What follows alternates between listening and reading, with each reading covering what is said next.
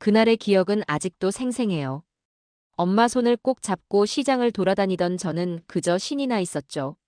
생선 가게 앞에서는 팔딱거리는 물고기를 신기하게 쳐다보고 과일 가게 앞에서는 탐스러운 딸기를 바라봤던 기억이 나요. 그런데 사람들 사이가 점점 북적대더니 그만 엄마 손이 제 손에서 스르르 빠져나갔어요. 처음엔 별일 아닌 줄 알았어요. 엄마, 아빠 하고 소리를 질렀지만 웬걸요. 사람들은 다들 자기 일에 바빠서 저를 쳐다보지도 않았어요. 저는 멀리서 비슷하게 보이는 사람을 향해 막 뛰어갔어요. 그런데 그분이 고개를 돌리시는 순간 낯선 얼굴을 보고 깜짝 놀라 멈춰 섰지요. 엄마, 아빠, 어디 계세요? 목이 터져라 외쳤지만 대답은 돌아오지 않았어요. 시간이 흐를수록 발은 얼어붙고 마음속 불안은 커졌어요. 해가 질 무렵에는 두려움에 눈물만 나더라고요. 길바닥에 쪼그리고 앉아 울고 있는데 어떤 아주머니가 다가오셨어요. 아이고, 얘야. 여기서 뭐 하고 있니? 왜 혼자야? 엄마, 아빠를 잃어버렸어요. 어디 계신지 모르겠어요. 아주머니는 깜짝 놀라며 제 손을 잡고 일으켜 세우셨어요. 어머, 이게 무슨 일이니? 어휴, 이러다 큰일 나겠다. 따라와. 일단 경찰서로 가보자. 경찰서에서도 엄마 아빠를 금방 만나게 될 줄 알았어요.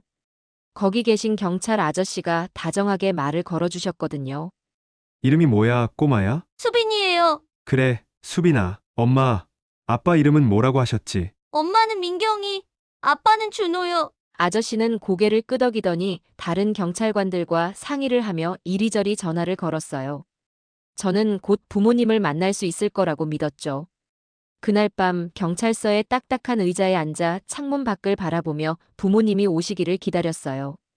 하지만 시간이 흘러도 아무도 오지 않았어요. 마음 한구석이 서서히 차가워지더라고요. 며칠 후 경찰 아저씨가 조심스레 말을 꺼냈어요. 수빈아, 우리 정말 열심히 찾았는데 엄마 아빠를 못 찾겠어. 이제 보육원에서 지내야 할 것 같아. 거기서는 따뜻하게 지낼 수 있을 거야. 그 말을 들은 순간 무언가 가슴속에서 와르르 무너지는 기분이었어요. 싫어요. 엄마, 아빠가 곧 저를 찾으러 오실 거예요. 안 가고 싶어요. 하지만 어른들의 결정은 번복되지 않았어요. 결국 보육원으로 보내졌지요. 보육원은 낯설고 차가웠어요. 선생님이 저를 보며 묻더군요. 이름이 뭐니? 아이야? 수빈이에요. 그래.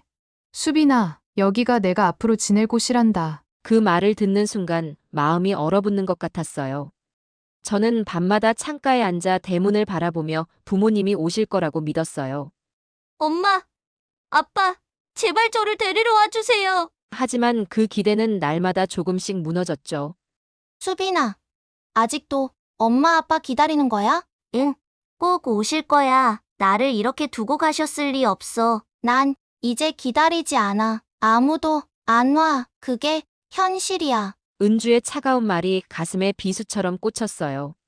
하지만 그래도 포기할 수 없었죠. 그렇게 보육원에서의 삶이 시작되었어요. 매일 밤 꿈속에서 엄마 아빠를 만났고 현실로 돌아오면 그들이 다시 나타나기를 간절히 바랐죠. 시간이 지나면서 그 기억은 제게 상처로 남았지만 동시에 제가 삶을 버티는 이유가 되기도 했어요. 고아원에서의 생활은 말 그대로 하루하루를 견디는 싸움이었어요. 밥은 늘 부족했고 겨울이면 바람이 낡은 창문 사이로 스며들어 얼음장 같았지요. 아이들은 누구 하나 웃음을 잃은 지 오래였고 선생님들은 늘 피곤한 얼굴이었어요. 그런 날들 속에서 저를 버티게 해준 건 두 가지였어요. 하나는 손에 쥔 낡은 연필과 스케치북, 그리고 다른 하나는 은주였어요. 은주는 제 또래의 여자아이인데 말수가 적고 항상 작은 나무 조각을 만지작거리곤 했어요. 어느 날 저녁을 먹고 돌아온 은주가 벽에 기대 앉아 조용히 나무를 깎고 있었어요. 저는 은주의 옆에 슬며시 앉았죠. 또 뭐 만드는 거야?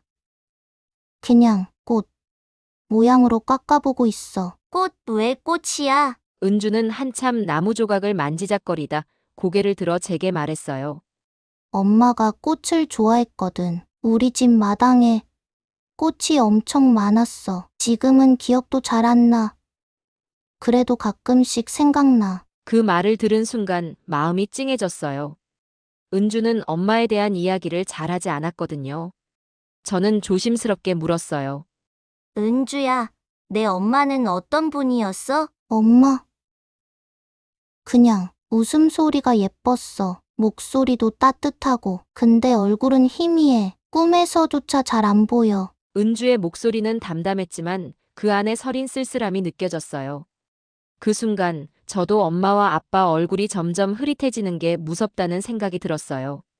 나도 가끔 꿈에서 엄마랑 아빠를 보는데 그 얼굴이 잘 안 떠올라. 그래서 그림을 그려. 그림으로라도 기억하면 잊어버리지 않을 것 같아서. 은주는 제 말을 듣더니 고개를 끄덕이며 조용히 물었어요. 수빈아, 그림 그리는 거 재밌어? 응, 재밌다기보다는 위로가 돼. 내가 좋아하는 세상을 만들 수 있으니까. 그날 이후로 은주는 제가 그림을 그릴 때면 옆에 앉아 구경했어요. 어느 날 은주에게 스케치북을 내밀며 말했죠. 너도 한번 그려볼래? 내가 좋아하는 꽃도 여기다 그려봐. 내가? 잘 못 그리는데. 괜찮아. 예쁘게 그리는 게 중요한 게 아니야. 그냥 내가 생각나는 걸 그리면 돼. 은주는 잠시 망설이다가 손을 뻗어 연필을 잡았어요. 작은 손이 스케치북 위에 삐뚤빼뚤한 선을 그리기 시작했죠. 봐봐. 꽃 같아 보이려나? 응, 너무 예쁜데? 이 꽃 이름은 뭐야? 글쎄, 엄마가 이름을 알려줬던 것 같은데.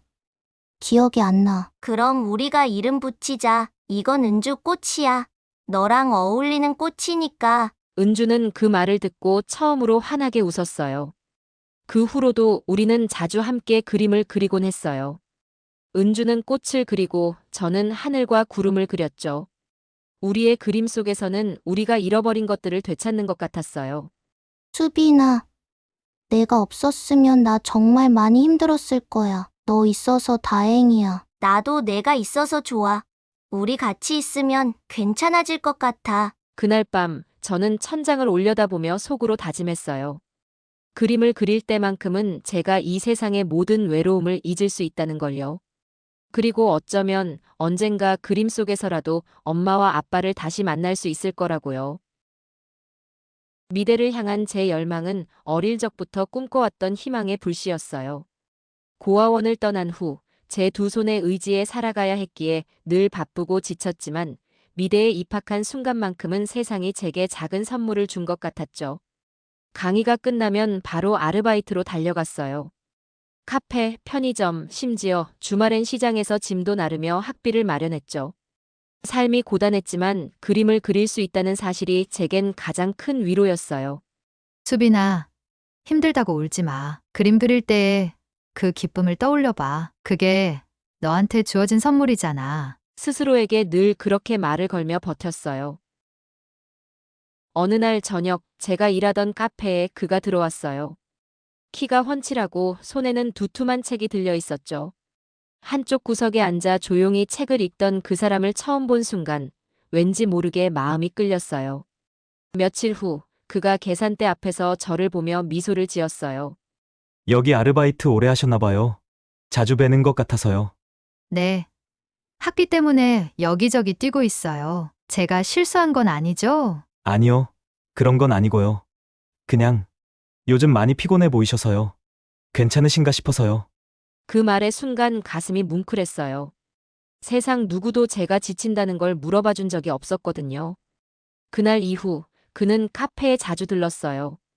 늘 차분하게 말을 건네고 저를 향한 따뜻한 시선을 보내줬죠.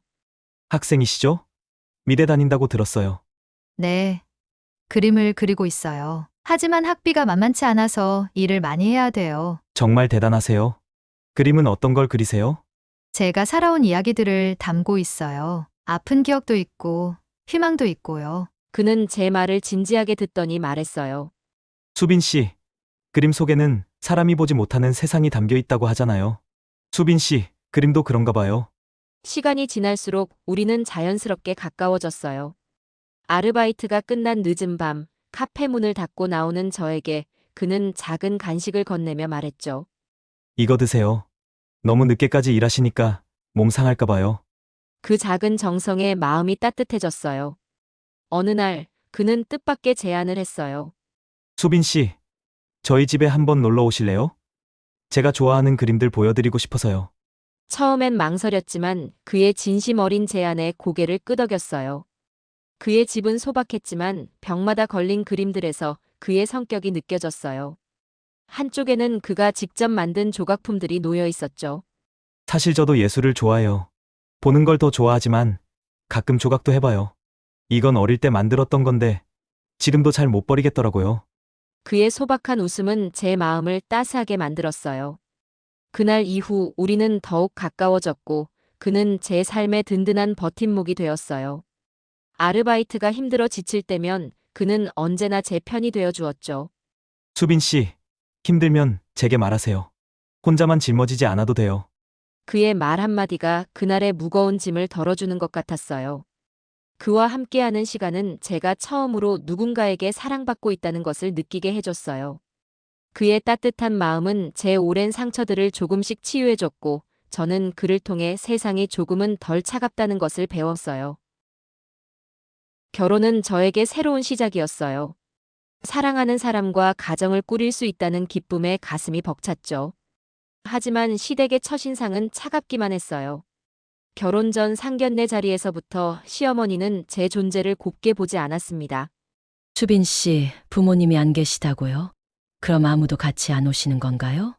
네, 제가 혼자 살아왔습니다. 그렇지만 제가 가정을 이루고 싶다는 마음은 누구보다 강합니다. 제 말은 진심이었지만 어머니는 고개를 끄덕이며 차갑게 웃었어요.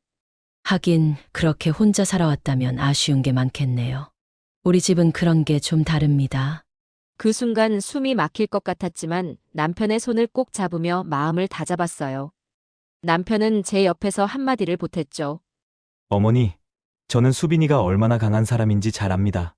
저희 둘이 함께 잘 살아갈 테니 걱정 안 하셔도 돼요. 남편의 그 말이 제게 얼마나 큰 힘이 되었는지 몰라요. 결혼 후에도 상황은 달라지지 않았어요. 시댁에 갈 때마다 어머니와 시누이는 저를 눈엣 가시처럼 여겼죠. 오빠! 부모도 없이 혼자 자란 사람이 우리 집 며느리로 어울린다고 생각해? 오빠가 호구되고 있는 모습을 내가 보기가 힘들어. 수빈이를 그런 식으로 말하지 마. 부모님이 계셨으면 더 좋았겠지만 그렇지 않아도 수빈이는 정말 훌륭한 사람이야. 그 말을 들으며 마음 한구석이 따뜻해졌지만 어쩔 수 없이 상처는 남았어요. 시댁의 차가운 말투와 태도는 매번 저를 아프게 했습니다. 하지만 남편은 언제나 제 편이 되어 주었어요. 시댁에서 상처받고 돌아온 어느 날 남편은 제 표정을 보자마자 눈치를 챘어요. 수빈아, 오늘도 힘들었지? 어머니가 또 뭐라고 하셨어? 그냥 내가 아직 부족해서 그런 것 같아. 괜히 미안해. 남편은 제 손을 꼭 잡으며 말했어요. 왜 내가 미안해? 부족한 건 수빈이가 아니라 어머니의 마음이야. 우리 서로 의지하면서 잘 살아가자. 가족은 출생으로 정해지는 게 아니야. 우리가 함께 만들어가는 거야. 그의 말은 늘 제게 위안이 되었어요. 시댁에서 상처받은 날이면 그는 제가 좋아하는 따뜻한 음식을 차려주거나 제 이야기를 묵묵히 들어주곤 했죠. 남편의 따뜻함 덕분에 저는 매번 다시 일어설 수 있었습니다. 우리는 작은 집에서 새로운 삶을 시작했어요. 집은 작았지만 남편과 함께 꾸미는 매 순간이 행복으로 가득 찼어요. 이 집이 정말 우리 집이라는 게 믿기지 않아. 비록 작아도 이렇게 따뜻할 수 있다니. 이건 시작일 뿐이야. 우리가 함께라면 앞으로 더 멋진 집을 만들 수 있을 거야. 저녁이면 남편과 소파에 나란히 앉아 서로의 이야기를 나누곤 했어요. 가끔은 부모님이 그리워. 내가 왜 잃어버렸는지조차 잘 모르니까 더 그래. 수빈아, 그건 내 잘못이 아니야. 넌 정말 강한 사람이야. 그런 상처를 안고도 이렇게 멋지게 살아왔잖아. 내가 옆에 있을 테니까 더 이상 혼자 아프지 않아도 돼. 그의 말에 가슴이 벅차올랐어요. 그의 사랑과 지지가 없었다면 저는 결코 가정을 이끌 자신이 없었을 거예요. 남편과 함께 만든 작은 집은 비록 시댁의 인정은 받지 못했지만 제게는 세상에서 가장 따뜻한 보금자리였습니다. 그날 아침 평소와 다름없는 하루가 시작됐어요. 남편과 함께 아침을 준비하며 웃음이 끊이지 않았죠. 그는 유난히 딸기를 찾으며 말했다죠. 수빈아, 오늘 딸기 먹자. 딸기 케이크 어때? 좋지. 근데 딸기가 있던가? 냉장고 봤는데 없는 것 같던데. 그럼 내가 사다 올게. 금방 갔다 올 테니까 기다려. 그는 그렇게 말하며 웃고는 현관문을 나섰어요. 문이 닫히기 전에 뒤돌아보며 한마디를 덧붙였죠. 곧 돌아올게. 기다려. 그가 나가고 저는 느긋하게 설거지를 하며 평소처럼 시간을 보냈어요. 창밖으로 따사로운 햇살이 들어왔고 오늘도 평화로운 하루가 이어지리라 믿었죠. 하지만 시간이 지나도 남편은 돌아오지 않았어요. 뭐야? 딸기 고르는데 이렇게 오래 걸리나? 혼잣말로 툴툴거리며 전화를 걸어봤지만 신호음만 울릴 뿐 받지 않았어요. 불안감이 서서히 스며들기 시작했어요. 그리고 초인종이 울렸죠. 문을 열었을 때 경찰관이 서 있었어요. 한눈에 보기에도 심각한 표정을 짓고 있던 그는 머뭇거리며 말을 꺼냈어요. 혹시 박수빈 씨 댁 맞나요? 네, 맞습니다. 그런데 무슨 일이죠? 남편분께서 교통사고를 당하셨습니다. 지금 병원으로 가셔야 할 것 같아요. 그 말이 제 머릿속에 들어오는 데는 몇 초가 걸렸어요. 심장이 쿵 내려앉는 것 같았고 손발이 얼어붙었어요. 무슨 말이에요? 아니, 남편이 딸기를 사러 나갔을 뿐인데. 경찰관은 더 이상 말하지 않았지만 그 침묵이 모든 것을 말해줬어요. 병원에 도착했을 때 이미 남편은 차가운 몸이 되어 있었어요. 의사는 조심스럽게 고개를 저으며 말했죠. 죄송합니다. 저희가 할 수 있는 건 최선을 다했지만 이미 늦었습니다. 그 말을 듣는 순간 제 안에 모든 것이 무너져 내렸어요. 장례식에서는 슬퍼할 겨를조차 없었어요. 시댁에서 쏟아낸 말들이 또 다른 비수가 되어 가슴에 꽂혔죠. 너 때문에 우리 아들이 이렇게 세상을 등지게 된 거야. 너만 아니었어도 내 아들은 지금도 살아서 행복하게 살고 있었을 거야. 우리 오빠 내놔. 너 때문에 우리 가족은 이제 다 끝나게 됐다고. 너가 어떻게 책임질 거야? 그들의 말에 눈물이 쏟아지려 했지만 저는 고개를 숙이고 아무 말도 할 수 없었어요. 어쩌면 정말 제 잘못인 것만 같았거든요. 혼자 남은 집에 돌아와서는 한참 동안 거실에 앉아 멍하니 있었습니다. 그의 흔적이 곳곳에 남아 있었죠. 식탁 위에 놓인 아침잔, 벗어둔 셔츠, 그의 미소가 담긴 사진들 모두가 제게 말하는 것 같았어요. 남편이 떠난 후 시댁의 태도는 차갑다 못해 모질게 변했어요. 장례식이 끝난 다음 날부터 시어머니의 원망이 시작됐죠. 네가 우리 아들을 잡아먹은 거야. 딸기. 그게 그렇게 중요한 거였어? 그냥 집에 놔뒀으면 아무 일 없었을 텐데. 어머니, 그런 말은 하지 말아주세요. 저도 힘들어요. 힘들다고? 넌 우리 아들을 잃어본 적이 없잖아. 그 아이가 널 위해 얼마나 고생했는지 알아. 그 말은 저를 무너뜨렸어요. 시어머니의 눈빛은 마치 제가 정말로 남편의 죽음을 초래한 것처럼 저를 바라보고 있었죠. 말문이 막혔지만 한마디 변명조차 할 수 없었어요. 며칠 후 시누이마저 저를 몰아붙였어요. 오빠가 참 착해서 고아 며느리까지 받아줬더니 결국 이런 꼴을 당한 거야. 그런 집안이랑 엮였으니 우리 집안 꼴이 우습지. 제발 그만하세요. 저도 이 상황이 견디기 힘들어요. 힘들다고? 넌 가족도 없으니 어디로 도망가도 아무도 뭐라 할 사람 없겠지? 오빠 생각하면 여기에 있어 줄 양심이라도 있어야 하는 거 아니야?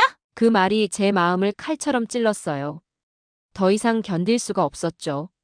집안 곳곳에 남편의 흔적이 고스란히 남아 있었지만 저는 결국 그곳을 떠나기로 결심했어요. 짐을 싸는 동안 남편의 사진을 품에 안고 속삭였어요. 당신, 미안해. 나 여기 더는 못 있어. 당신을 기억할 힘조차 없어질 것 같아. 당신이 나를 용서해 줄까? 그렇게 저는 남편과의 추억을 뒤로한 채 집을 떠났습니다. 시댁의 독설은 남겼지만 남편을 향한 제 사랑은 가슴속 깊이 간직한 채로요. 지방의 작은 소도시에 도착했을 때 저는 이미 탈진한 상태였어요. 세상 모든 무게를 어깨에 짊어진 기분이었죠. 겨우 월세가 싼 작은 방을 구하고 동네 마트에 취직했어요. 마트에서의 하루하루는 고되고 반복적이었어요. 아침부터 저녁까지 물건을 정리하고 계산대를 지키며 손님들을 응대했죠. 아가씨, 이거 할인되는 거 맞아요? 왜 내가 계산한 금액이 다르지? 아, 잠시만요. 제가 실수했나 봐요. 바로 수정해 드릴게요. 그런 사소한 실수마저도 마음을 더 무겁게 만들었어요. 집에 돌아오면 바닥에 주저앉아 하늘을 바라보며 한숨만 쉬곤 했습니다. 그림이라도 그릴 수 있다면 조금은 나아질까? 그렇게 혼잣말을 하며 고개를 돌렸을 때 낡은 벽이 눈에 들어왔어요. 오래된 벽에는 금이 가 있었고 얼룩이 무성했죠. 문득 그 벽이 저의 텅 빈 마음과 닮아 있다는 생각이 들었어요. 다음 날 붓과 물감을 샀습니다. 오랜만에 손에 쥔 붓은 어색했지만 그림을 시작하자 손끝에 전해지는 따뜻함이 느껴졌어요. 처음엔 대충 선을 그렸지만 점점 선이 모여 그림이 되어갔습니다. 꽃이 피어나고 구름이 떠오르고 작은 새들이 벽 위를 날기 시작했어요. 이건 내 새로운 시작이야. 그림으로 내 마음을 채울 수 있다면 어쩌면 다시 살아갈 힘이 생길지도 몰라. 며칠 후 이웃들이 지나가다 제 벽화를 보고 멈춰섰어요. 어머, 이게 아가씨가 그린 거예요? 벽이 완전히 새로 태어났네요. 솜씨가 대단하시네. 별거 아니에요. 그냥 마음이 복잡해서 그려봤어요. 아휴, 별거 아니라니. 아가씨 손끝에서 이렇게 아름다운 게 나왔는데 마음만 복잡했겠어요? 그들의 말은 오랜만에 제 마음을 따뜻하게 만들어줬어요. 그림을 그리는 동안 저는 비로소 제 마음속 텅 빈 구석에 작은 불빛이 켜지는 걸 느낄 수 있었죠. 그림은 단순한 취미가 아니었어요. 그것은 제가 다시 살아가기 위한 작은 발걸음이었고 제 상처를 치유하는 과정이었어요. 그렇게 저는 그림을 통해 새 삶을 시작했습니다. 작은 집의 벽에 그린 그림이 마을 사람들에게 조금씩 알려지기 시작했어요. 저는 그저 저를 위로하기 위해 그린 것이었지만 그림이 사람들의 눈길을 끌게 될 줄은 몰랐어요. 어느 날 동네 어르신 한 분이 그림 앞에 멈춰 서더니 고개를 갸웃거리며 물으셨어요. 아니, 이거 아가씨가 그린 거야? 참말로 곱다. 여기 벽이 이렇게 살아나네. 아, 네. 그냥 손이 심심해서 그려봤어요. 손이 심심해서 이런 걸 그렸다고? 아가씨 솜씨가 예사롭지 않네. 마을 사람들이 다 알아야겠어. 그 말이 씨가 됐는지 그림 앞에 사람들이 하나둘 모이기 시작했어요. 어머, 이 그림 보세요. 색감이 참 곱네. 마을 분위기가 확 달라졌어. 이런 솜씨는 그냥 묻어두면 안 되지. 아가씨, 우리 마을 회관 벽에도 이런 거 한번 해봐. 그 벽이 보기 흉해서 지나갈 때마다 눈을 질끈 감는다니까. 처음엔 고개를 저으며 정중히 사양했어요. 저는 전문적인 화가는 아니에요. 그냥 혼자 그려본 거예요. 큰 벽은 자신 없어요. 아휴, 아가씨도 참. 그럼 여기 벽은 누가 그렸는데? 솜씨 있는 사람이 괜히 겸손 떨긴. 사람들의 성원에 조금씩 마음이 흔들렸어요. 사실 그림은 제게 위로이자 치유였으니까요. 내 그림이 마을 사람들에게도 작은 기쁨이 될 수 있다면 하는 생각이 들었죠. 며칠 뒤 마을 회관에서 이웃들이 모인 자리에서 벽화 작업에 대해 이야기를 나누게 되었어요. 제가 그릴 수 있을지는 모르겠어요. 큰 작업은 해본 적이 없어서요. 그래도 열심히 해볼게요. 아휴, 아가씨가 하면 잘 될 게 뻔하지. 우리가 옆에서 지켜봐 줄 테니 걱정 말고 해봐요. 그들의 믿음 어린 격려에 결국 붓을 들기로 결심했어요. 작업 첫날 마을 회관의 커다란 회색 벽 앞에 섰을 땐 심장이 두근거렸어요. 내가 이걸 할 수 있을까? 라는 불안감에 한참을 서 있었죠. 하지만 첫 선을 긋는 순간 모든 걱정이 사라졌어요. 벽이 마치 캠퍼스처럼 제게 말을 걸어오는 듯 했어요. 하루하루 벽화가 완성되어 갈수록 마을 사람들의 발길도 늘어났어요. 오늘은 나무도 그리고 새도 그릴 거라며? 그림이 점점 살아나는 것 같아. 마을이 이렇게 밝아질 줄 누가 알았겠어? 네. 여기 큰 나무를 그릴 거예요. 나뭇가지마다 새도 안 치고 밑에는 꽃도 심을 예정이에요. 어르신들은 음료수며 간식을 가져다 주며 응원해줬고 아이들은 벽화 앞에서 깔깔거리며 질문을 쏟아냈어요. 아줌마, 이 새는 진짜 새 같아요. 이거는 무슨 새예요? 이건 파랑새야. 행복을 상징해. 이 마을에도 행복이 찾아오라는 마음으로 그렸어. 아이의 반짝이는 눈을 보며 저도 웃음을 참을 수 없었어요. 시간이 흐르며 벽화는 마을의 자랑이 되었어요. 사람들이 일부러 회관 앞을 지나가며 그림을 구경했고 서로에게 벽화를 자랑하기 바빴죠. 우리 마을이 이렇게 달라지다니. 참말로 아가씨 덕분이야. 이 그림 덕에 마음도 환해지고 좋아. 그들의 말 한마디 한마디가 제겐 큰 힘이 되었어요. 벽화를 완성하면서 깨달았어요.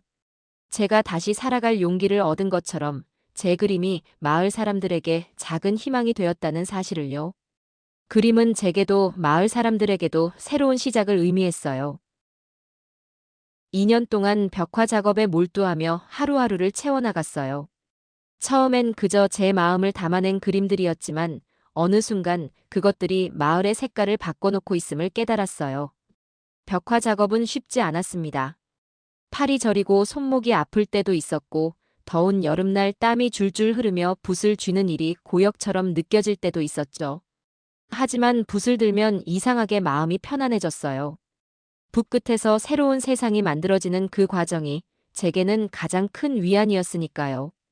마을 사람들이 벽화 하나하나를 사랑해주는 모습은 저에게 더 큰 힘이 되었어요. 수빈 씨, 저기 벽에 꽃밭은 마치 우리 옛날 마을 같네. 나도 젊었을 적에 저런 데서 친구들이랑 사진도 찍고 그랬다니까. 정말요? 그럼 이 그림은 어머니의 추억도 담긴 셈이네요. 아이고, 그런 셈이지. 근데 이거 참 잘했다. 이거 보려고 일부러 마을 회관 앞을 몇 번씩 돌아본다니까. 벽화가 점점 완성되어 갈수록 이웃들은 작은 소리로도 서로를 자랑하기 시작했어요. 우리 마을이 이제 그냥 동네 아니야. 전국에서 소문난 곳이 됐어. 어디 가서도 우리 마을 벽화 얘기하면 다들 안다니까. 얼마 지나지 않아 마을에 낯선 얼굴들이 보이기 시작했어요. 여행객들이 벽화를 보기 위해 찾아온 거였죠. 여기가 그 SNS에서 난리라는 벽화 마을인가요? 진짜 멋지네요. 사진 찍어도 되죠? 네. 마음껏 찍으세요. 그림이 여러분께 작은 즐거움이라도 드릴 수 있다면 그걸로 충분해요. 벽화가 점점 유명해지자 방송국에서 연락이 왔습니다. 수빈 씨, 안녕하세요. 저희가 이 마을 벽화 이야기를 다큐멘터리로 담아보고 싶어서요. 가능하실까요? 처음엔 망설였어요. 제 이야기가 세상에 알려진다는 게 두렵기도 했죠. 하지만 마을의 자랑스러운 모습을 더 많은 사람들에게 보여줄 수 있다면 그 자체로 가치 있는 일이겠다는 생각이 들었어요. 촬영 당일 방송국 스태프들이 벽화 작업의 모든 과정을 기록하며 이야기를 담아갔습니다. 수빈 씨, 이 그림들에는 특별한 의미가 담겨 있다고 들었어요. 가장 기억에 남는 그림이 있다면 어떤 건가요? 마을 회관벽에 있는 큰 나무요. 이 마을을 상징하는 그림이에요. 나무는 사람들처럼 뿌리를 깊게 내리고 함께 자라나잖아요. 저와 마을 사람들의 희망을 담은 그림이에요. 방송이 나간 뒤 마을은 더욱 북적이기 시작했습니다. 사람들이 이 작은 마을을 찾아오기 위해 먼 길을 달려왔고 마을의 경제도 활기를 띠게 되었죠. 수빈 씨 덕분에 우리가 이렇게 유명해졌지 뭐야. 어휴, 요즘 여기 카페며 가게며 손님이 넘쳐나서 정신이 없네. 그림 하나로 우리 마을이 이렇게 바뀔 줄은 몰랐네. 아가씨 참 대단해. 그들의 칭찬에 부끄럽기도 했지만 제 마음속엔 뿌듯함이 차올랐어요. 제가 그린 그림이 단순히 눈으로만 즐기는 것이 아니라 사람들에게 희망과 기쁨을 줄 수 있다는 사실이 저를 더욱 행복하게 만들었죠. 벽화 작업은 제게 단순한 그림 그리기가 아니었어요. 그것은 제가 잃어버린 시간과 감정을 다시 회복하고 다른 이들과 소통하는 방법이었어요. 그리고 지금 그 그림은 마을의 얼굴이자 저 자신을 비추는 거울이 되었습니다.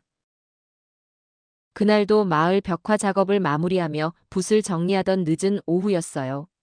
해질 무렵에 부드러운 햇빛이 벽화를 감싸던 순간 도로에서 낯선 고급 승용차가 천천히 다가오더니 제 앞에 멈춰 섰어요. 차창이 내려가고 한 중년 여성이 차에서 내렸죠. 그녀는 우아한 차림새였지만 얼굴에는 어떤 초조함과 떨림이 묻어나고 있었어요. 그녀의 눈길이 제 그림에 꽂히더니 이내 저를 향해 걸어왔습니다. 이 그림을 그린 사람이 당신인가요? 그녀의 목소리는 다급했어요. 저는 당황스러운 마음으로 천천히 고개를 끄덕였죠.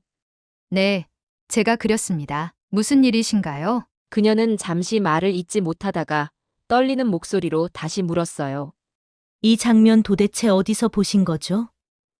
왜 이 장면이 여기 있는 거죠? 그녀의 질문은 뜻밖이었어요.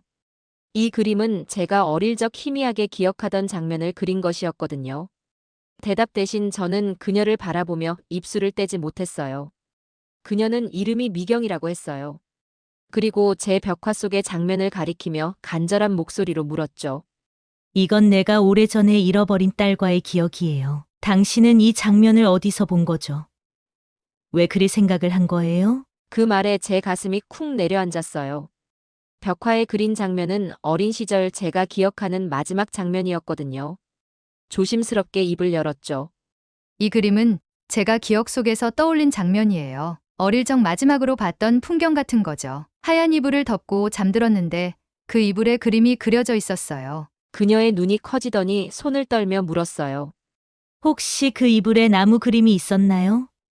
숲 같은 모양의 나무요. 맞아요. 숲 속에 있는 듯한 나무가 그려진 이불이었어요. 그녀는 그 말을 듣는 순간 손으로 입을 가리며 울기 시작했어요. 눈물에 잠긴 목소리로 속삭이듯 말했죠. 그건 내 어머니가 만들어주신 이불이었어요. 내가 우리 딸에게 덮어줬던 그 이불. 그걸 기억하다니. 저는 갑작스러운 그녀의 반응에 당황하며 다시 물었어요. 그럼 저는 당신의 딸인가요? 그런데 왜 저는 기억이 없죠? 왜 이렇게 오랜 시간이 지나서야 당신을 만난 거죠? 미경은 손을 뻗어 제 손을 꼭 잡으며 떨리는 목소리로 대답했어요. 그날 시장에 갔었어요. 사람들이 너무 많아 한순간 손을 놓쳤는데 내가 보이지 않았어. 경찰이며 모든 곳을 뒤졌지만 널 찾을 수 없었어. 그게 내 평생의 상처였어. 널 가슴에 묻고 살아왔는데 이렇게 다시 만나다니. 그녀의 말에 제 눈앞에 오래된 기억의 조각들이 스쳐 지나갔어요. 하얀 이불 속에서 엄마의 자장가를 들으며 잠들었던 기억, 엄마의 손길, 그리고 그 모든 것이 사라진 혼란스러웠던 어린 날들까지요. 저도 기억해요. 그날 시장에서 사람들이 많았어요. 그리고 어느 순간 손이 없어지고 아무리 불러도 대답이 없었어요. 그 이후로 저는 부모님을 다시 못 봤어요. 그녀는 눈물을 닦으며 제 손을 더 꼭 잡았어요. 수빈아, 내가 얼마나 널 찾았는지 몰라. 널 이렇게 다시 만날 줄은 상상도 못했어. 그녀의 떨리는 손이 제 손을 감싸는 순간 가슴속 깊이 쌓여있던 외로움과 그리움이 한꺼번에 쏟아져 나왔어요. 엄마, 정말 엄마 맞나요? 왜 이렇게 늦게라도 만날 수밖에 없었을까요? 그날의 만남은 잃어버렸던 퍼즐 조각들이 맞춰지는 순간이었어요. 벽화는 단순한 그림이 아니었어요. 그것은 제가 잃어버린 가족을 다시 찾는 계기이자 우리가 나누지 못했던 시간과 마음을 연결하는 다리가 되었죠. 수빈아, 우리 앞으로는 절대 다시는 헤어지지 말자. 엄마가 이제 내 곁에 있어 줄게. 그녀의 말에 저는 눈물을 흘리며 고개를 끄덕였어요. 벽화는 이제 단순한 예술이 아닌 저와 엄마의 연결고리로 새겨졌습니다. 어머니는 제 손을 꼭 잡고 있었습니다. 그녀의 손끝에서 전해지는 떨림은 단순한 긴장감이 아니었어요. 손끝에서 느껴지는 간절함과 그리움이 제 마음을 두드렸죠. 그녀가 천천히 입을 열었습니다. 수빈아, 내가 너를 잃고 나서 얼마나 많은 곳을 헤맸는지 모른다. 시장 구석구석, 경찰서, 보육원 갈 수 있는 곳은 다 찾아다녔어. 그녀의 목소리가 떨리고 있었지만 눈빛은 단단했습니다. 얼마나 오랫동안 자신을 붙잡아온 고통이었는지 알 것 같았어요. 엄마, 저는 어릴 적부터 엄마, 아빠가 날 잊었다고 생각했어요. 그래서 혼자라고 느꼈어요. 그런데 정말 저를 찾으셨던 거예요? 그녀는 고개를 끄덕이며 눈물을 흘렸습니다. 내가 어떻게 잊히겠니? 그날 손을 놓친 순간부터 내 인생은 널 찾는 일이 전부였어. 하지만 세상은 넓었고 널 찾기엔 내가 너무 힘이 없더구나. 그녀의 이야기를 들으며 저도 울컥했어요. 어린 시절 부모님에 대한 원망이 얼마나 깊었던지 이제야 뼈저리게 느껴졌습니다.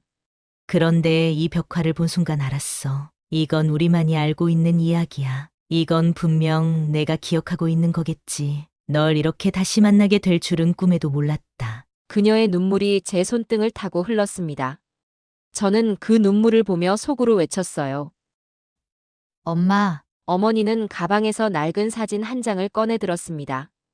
그녀의 손이 떨렸지만 사진을 저에게 건넸어요. 여기 봐. 내가 2살 때 찍은 사진이야. 넌 언제나 이불 속에서 나를 보며 웃던 아이였어. 사진 속 아이는 분명 저였어요. 흐릿한 기억 속에서 엄마의 품에 안겨있던 제 모습이 떠올랐습니다. 엄마 왜 이렇게 늦게 만났을까요? 저는 왜 엄마를 기억에서 놓치게 됐을까요? 미경은 깊은 한숨을 내쉬며 조용히 고개를 숙였습니다. 널 잃고 나서 우리 가족은 더 이상 운전할 수가 없었어. 내 아버지와 나는 매일 서로를 원망했어. 결국 너를 찾는 과정에서 우리도 헤어지게 되었단다. 그녀의 이야기는 단순한 슬픔을 넘어서는 아픔이었어요.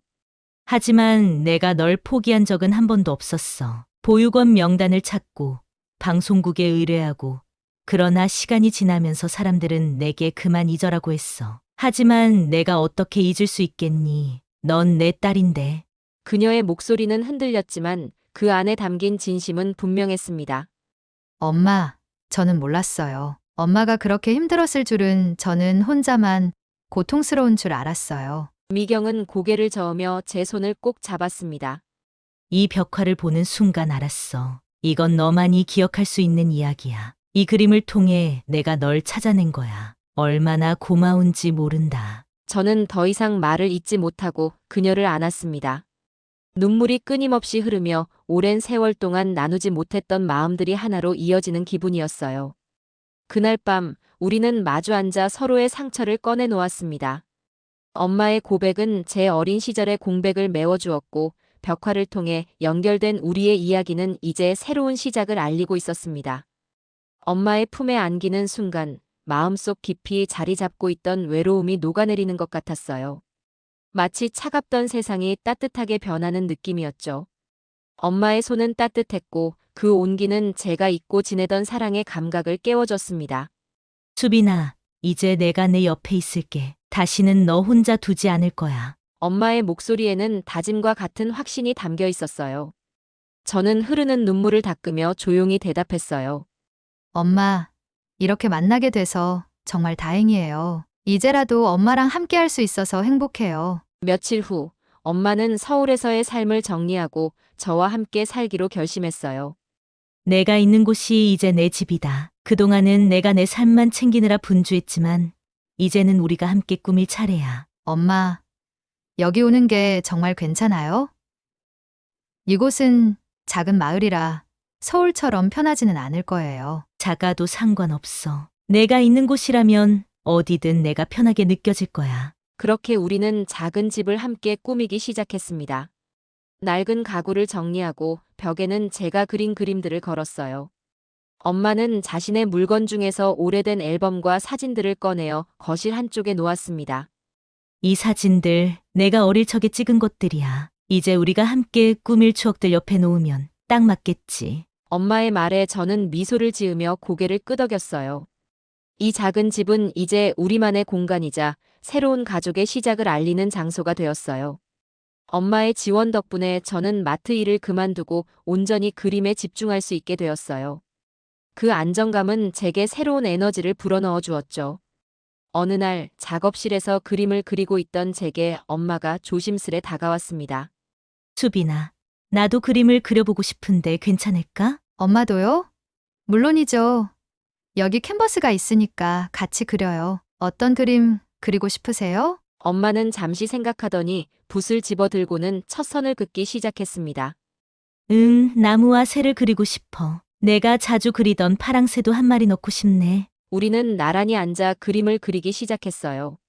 저는 하늘을 푸르게 칠했고 엄마는 나무와 새를 그렸습니다. 그 그림은 단순한 예술 작품이 아니라 우리 두 사람의 마음을 담은 새로운 추억이었어요. 우리의 이야기는 지역 사회에서도 화제가 되었어요. 벽화로 이어졌던 인연은 이제 엄마와 저의 새로운 시작을 중심으로 더 많은 사랑과 응원을 받게 되었죠. 수빈 씨, 요즘 그림 작업 잘 돼요. 어머니랑 같이 사시니 얼굴이 더 밝아졌네. 네. 어머니 덕분에 더 행복하게 그리고 있어요. 엄마가 항상 옆에서 도와주시거든요. 참 보기 좋아. 엄마랑 딸이 이렇게 화목하게 지내는 거 보니 우리도 덩달아 기분이 좋네. 지역 주민들은 종종 저희 집 앞에 찾아와 그림을 구경하거나 따뜻한 응원의 말을 건넸습니다. 그들의 말 한마디는 엄마와 저를 더 끈끈하게 묶어주는 힘이 되었어요. 어느 저녁, 엄마와 저는 창가에 나란히 앉아 달빛 아래에서 차를 마셨습니다. 수빈아, 우리는 다시는 헤어지지 말자. 이 약속만큼은 꼭 지키자. 엄마, 저도 이 행복을 절대 놓치지 않을 거예요. 엄마가 있어서 제가 다시 웃을 수 있는 거잖아요. 엄마의 말처럼 저는 이 행복을 절대 잃지 않겠다고 다짐했습니다. 그림은 더 이상 외로움을 채우기 위한 것이 아니라 엄마와 저의 새로운 삶을 담아내는 도구가 되었어요. 과거의 상처는 치유되었고 우리의 삶은 이제 사랑과 희망으로 가득 찬 그림처럼 빛나고 있었습니다. 우리의 삶은 이제 매일 새롭게 채워지고 있습니다. 때로는 작은 웃음소리, 때로는 함께 그린 한 줄의 선이 우리의 이야기를 더욱 단단하게 엮어줍니다. 어제의 상처는 오늘의 희망으로 덧칠되고 우리는 함께 더 큰 그림을 그려가고 있습니다. 앞으로도 이 따뜻한 순간들을 소중히 간직하며 우리의 캠퍼스에 더 많은 행복을 담아가려 합니다. 혹시 댓글로 여러분의 생각을 남겨주신다면 저에게도 큰 위로가 될 것 같아요. 아직 구독을 누르지 않으신 독자님들, 이제 그만 고민하시고 구독을 눌러주세요. 다음에 더 좋은 영상으로 감동과 만족을 안겨드릴게요. 저의 이야기에 함께 공감해주셔서 정말 감사합니다.